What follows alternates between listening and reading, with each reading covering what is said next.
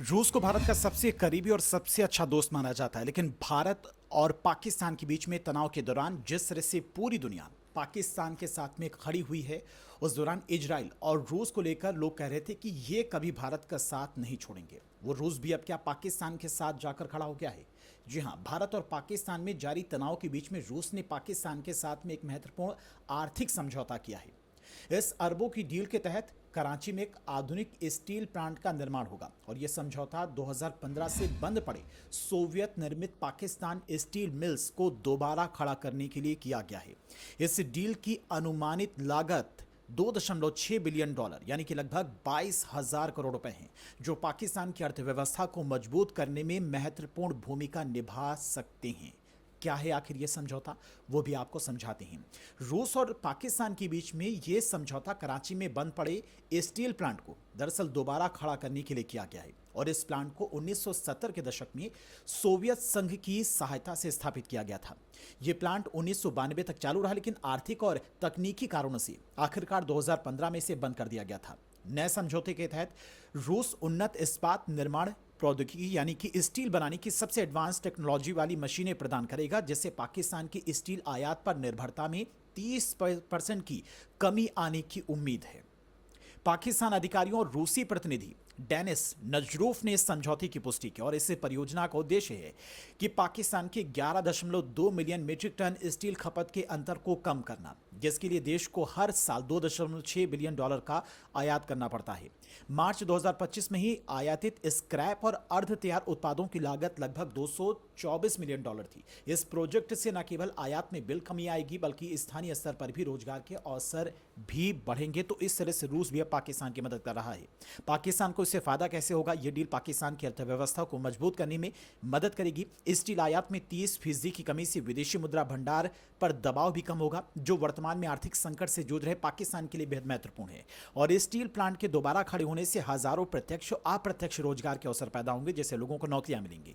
इससे कराची और आसपास के क्षेत्रों में आर्थिक गतिविधियां बढ़ेंगी। रूस की उन्नत इस्पात निर्माण प्रौद्योगिकी के उपयोग से पाकिस्तान का स्टील उद्योग आधुनिक और प्रतिस्पर्धी बनेगा। इससे स्थानीय उत्पाद की गुणवत्ता और दक्षता में सुधार होगा।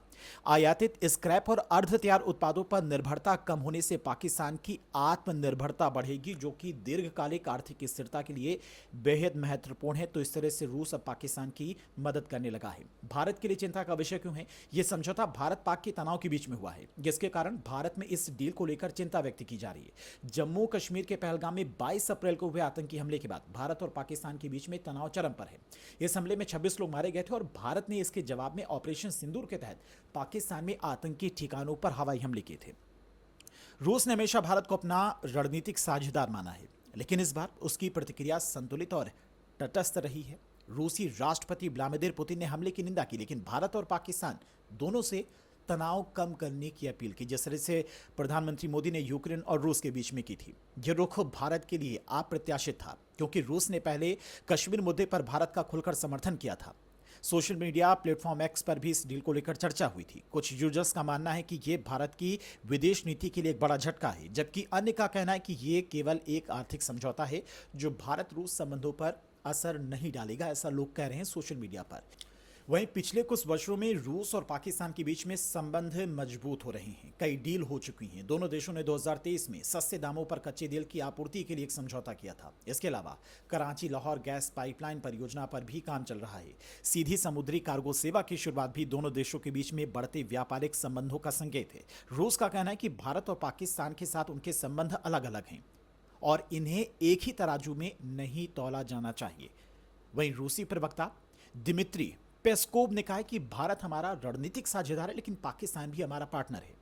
और भारत ने अभी तक इस डील पर आधिकारिक रूप से हालांकि कोई टिप्पणी नहीं की है। भारत और रूस के बीच में ऐतिहासिक रूप से रिश्ते काफ़ी मजबूत रहे हैं और भारत रूस से सैन्य उपकरणों और स्पेयर पार्ट्स की आपूर्ति भी करता है। अब हाल ही में रूस ने भारत को एक और शक्तिशाली युद्धपोत आईएनएस तमाला देने की घोषणा की है, जो कि एक मल्टी रोल स्टील थे फ्रिगेट है। इसके अलावा लखनऊ में ब्रह्मोस एरोस्पेस यूनिट का उद्घाटन भी भारत रूस सहयोग का एक प्रतीक है। तो ये एक आर्थिक संकट से जो रूस जूझ रहा है, उससे उबरने की कोशिश रूस के द्वारा की जा रही है। पाकिस्तान के साथ में उसकी ये डील हुई है। हालांकि भारत और रूस के रिश्ते पर इसका कोई असर पड़ने वाला नहीं है, क्योंकि भारत की जिस तरह से रूस मदद करता रहा है, एक दौर वो भी था जब अमेरिका ने भारत को कई सारे हथियार देने से मना कर दिया था। उस दौर में भी रूस ने भारत की काफ़ी मदद की, सैन्य रूप से भारत को मजबूत किया, तमाम हथियार भारत को दिए। कई सारे ऐसे हथियार हैं जो भारत में ही रूस की मदद से निर्मित किए गए। जिस ब्रह्मोस मिसाइल का डंका आज पूरी दुनिया में बज रहा है, उस ब्रह्मोस मिसाइल को भी भारत ने रूस के साथ मिलकर ही बनाया है। फिलहाल आप लोग इस डील को लेकर और भारत और रूस के संबंधों को लेकर क्या कुछ सोचते हैं, कमेंट करके बताइए।